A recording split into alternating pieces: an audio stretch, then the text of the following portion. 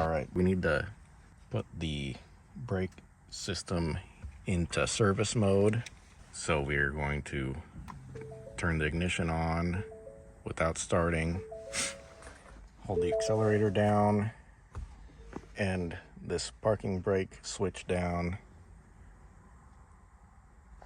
Now we are going to push the button, turn it off, turn it back on, while holding the accelerator and parking brake thing down. Now we're in park brake maintenance mode. All right, now to deactivate this system, it's pretty much the same except for we're pulling this up to activate the parking brakes. So we're gonna turn the ignition on, hold down the accelerator pedal, hold this up,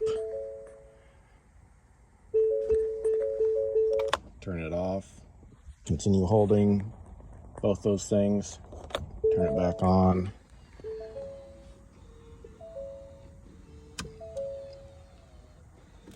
All right, so we've got that message.